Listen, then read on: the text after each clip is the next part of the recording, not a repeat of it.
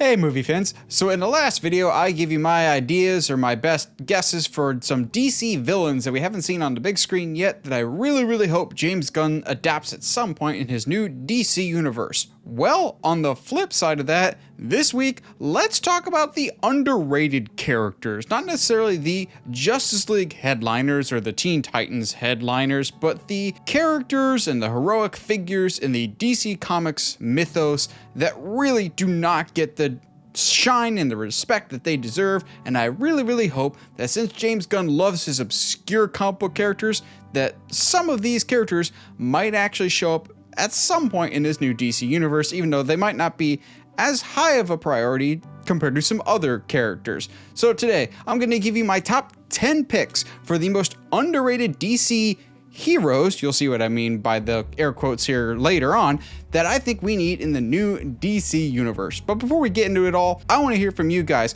Who do you think are some of the most underrated, underappreciated, undervalued characters in all of DC Comics that are on the hero side of things? It can't be like the good guys and the bad guys. We're focusing solely on heroic characters this week. One more caveat before we really dive into this though, and that is that one of you guys, Jaeger What Ifs 4679, requested that when I give my picks, I also say the actor or actress that I think would fit perfectly for that role. So basically, fan cast the character that I'm presenting. I think that's more than fair and could be a lot of fun. Now I will say, some of these were a little bit harder than others, and you'll see why. Without further ado, let's kick us off at number 10. I have the Rex Tyler version of Hourman. I really enjoy the Justice Society of America. They're not necessarily my favorite team, but as a collective unit, I think they're one of the more underrated teams in all of DC Comics. But I love so many of the characters in the Justice Society, and I think for movie purposes, Hourman has so much untapped potential of essentially this guy that has superpowers for 1 hour at a time. I know there's been other incarnations of Hourman, and there's even been an android version, but for storytelling purposes,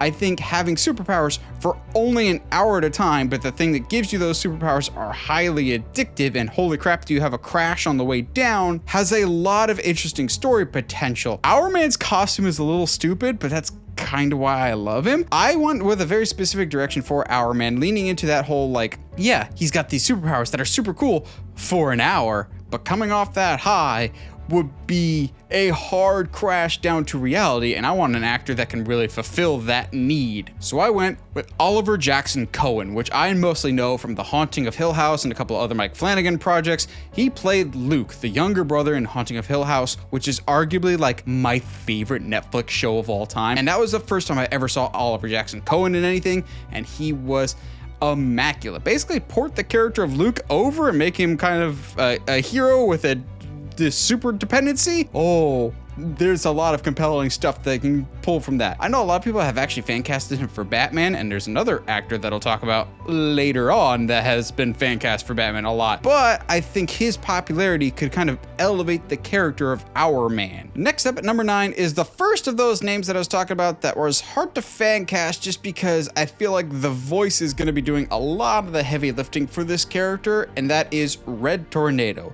I really like Red Tornado. My first introduction to this character was his appearance in Young Justice, and I really like what he brought to the table. I wasn't overly familiar with him, but after that I was like, I get it, and I really would love to see a live action version of this character. So when it came to the fan casting side of things for this, it was kind of difficult because I kept thinking of the Young Justice voice over and over, so that kind of led me down the road of, all right, who's got some distinct voices? So I initially thought like Dennis Haysbert, the Allstate guy, or, you know, that guy from Major League. And if you didn't know that was the same dude, now you do. But again, since we haven't had that many incarnations of Red Tornado, what does an android sound like to people? Like, is it a deep voice, or is this something vaguely inhuman? So I went with someone who, and I mean this as the highest compliment possible, has a vaguely inhuman voice with Michael Emerson. He's most known for his appearance in Lost, but he always kind of ends up being like TV bad guy because he has a, no offense to the man, bad guy face and a bad guy voice. But I kind of want to turn that on its head. He doesn't necessarily have a sinister voice, but an unnatural voice that I think could really work for an android type character. I could hear the humanity in his portrayals of various characters. I'm going, okay, I could see him as this cold and calculating character that's kind of analytical and straightforward, but wants to be human or has a little bit of humanity in there. And it's basically what Red Tornado is.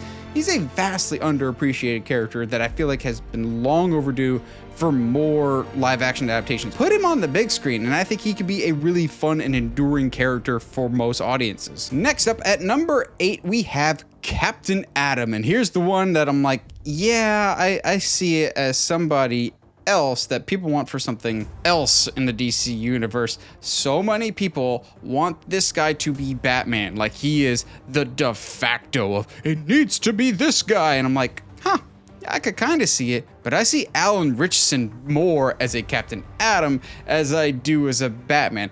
Alan Richardson has been in the superhero bubble for the longest time. He was on Smallville as AC, also known as Aquaman, but they were ashamed to call him Aquaman, basically, so they just called him air conditioning, basically. And then he was also in the Titan show, which was not great, but I actually really liked him as Hawk. I thought he was one of the better characters on that show. I really like Alan Richardson, and I think his Batman could be interesting, but when I see a dude of his size and stature and specific charisma, I think more Captain Atom than I do for Batman. And I mean this in the nicest way possible, because I think back to his Blue Mountain State days, dude's got jock energy more so than dark and brooding, and I think of that more for Captain Atom than Batman. Captain Atom is an incredibly overpowered character, a fun character, but he's very much like, people give Superman crap for being a Boy Scout. Captain Atom is also kind of that, a little bit abrasive to an obnoxious degree of right is right and wrong is wrong, and I'm standing firm where I'm at regardless. He had a very memorable role in Superman, Batman, Public Enemies. He's got a unique design. I think you need a big dude for that role, and Alan Richardson really fits that to a T. Now, everybody on this list that we're going to talk about today has not been seen on the big screen before. That is, except for our number 7, and you'll understand why we give this character a pass, because officially we're all collectively as a nerd society forgetting that John Henry Irons was ever in a movie with Steel. Yeah, I think Steel needs another shot on the big screen.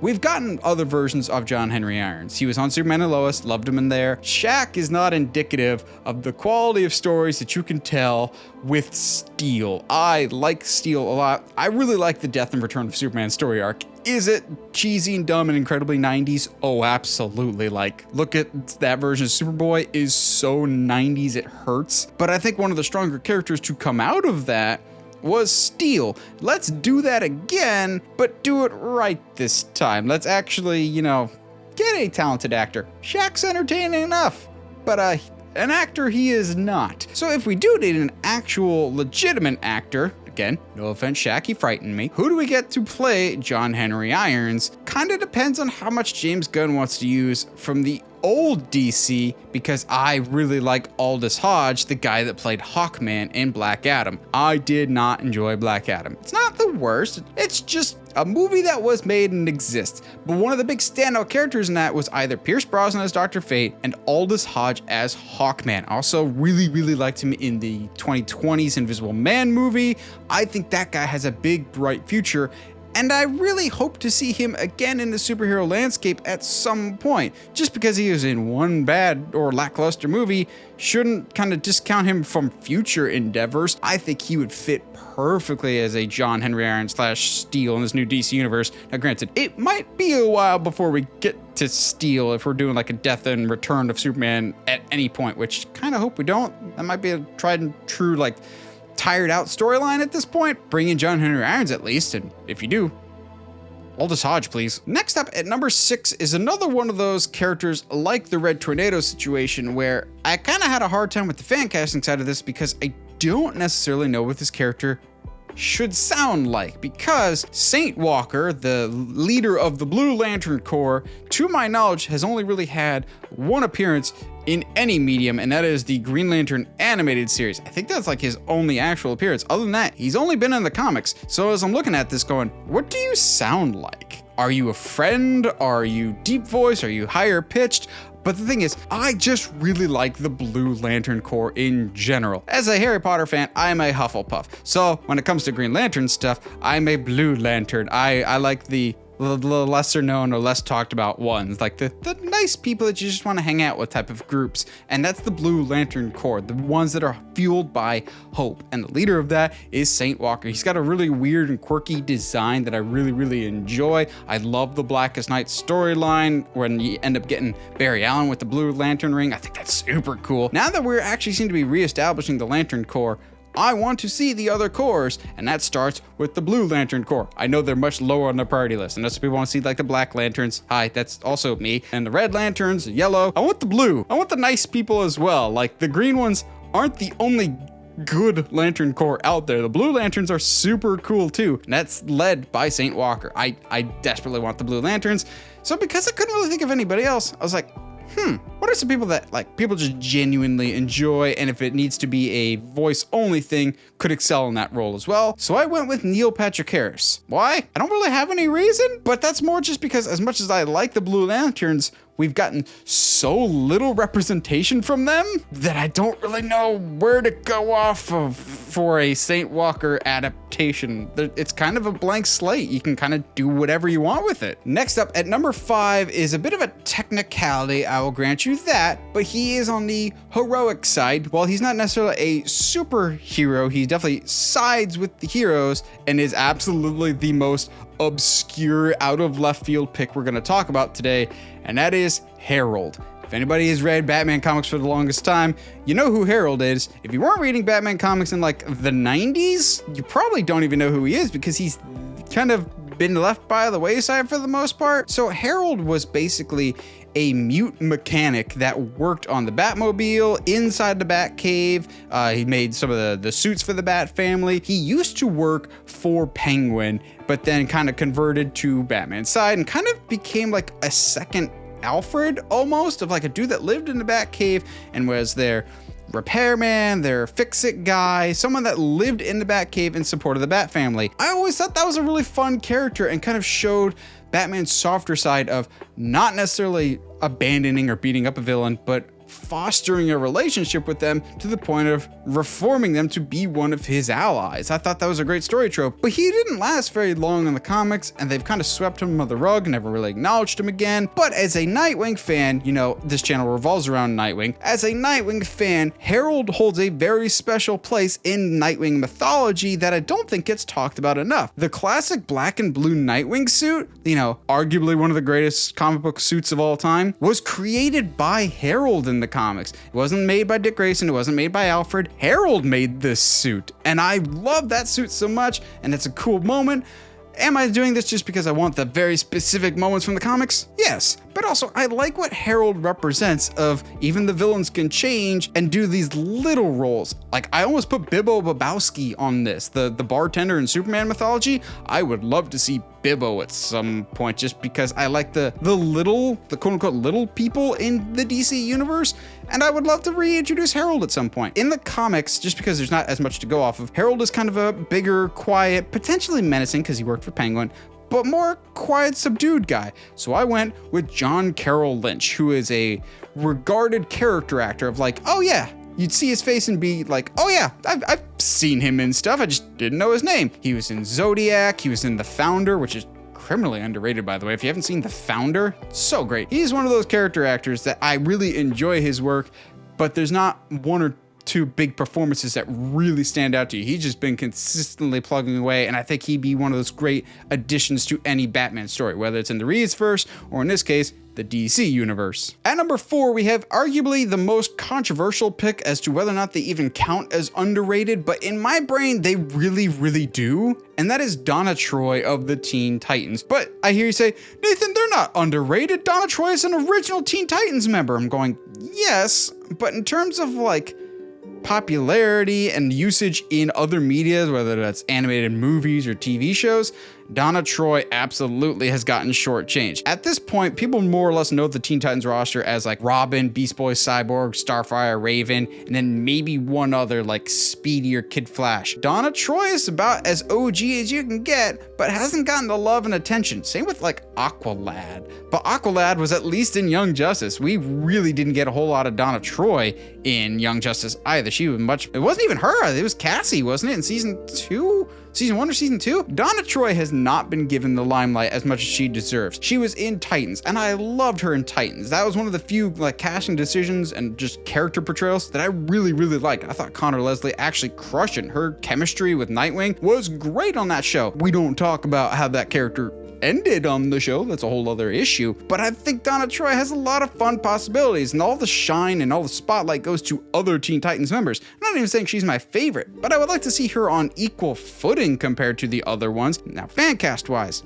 this is one of those that if we're doing it, we're assuming this movie's getting made now, because it's hard to cast any member of the Teen Titans. With younger actors, there are a lot of up and comings, so with this one that I went with, it's got to be, we're casting them right now while they're still kind of in the ballpark age-wise, and that is Amber Midthunder, the up-and-coming talent that was in that Predator movie Prey. She was fantastic. I see her and I'm going, you have got a big future ahead of you, and I would not mind in the slightest if you bring that awesome fighting energy that you had in Prey to the Titans as Donna Troy. Next up at number 3, we have the only one that I'm not gonna give you a fan cast for, and you'll see why, because at number 3, I desperately want to see Mogo. If you don't know who Mogo is, basically, what if a Green Lantern was a planet? Yes, I so desperately want to see this. That is such a weird and wacky story idea that has been around in the comics for the longest time, and I get why we haven't really seen it. I believe Mogo was in one of the Green Lantern animated movies,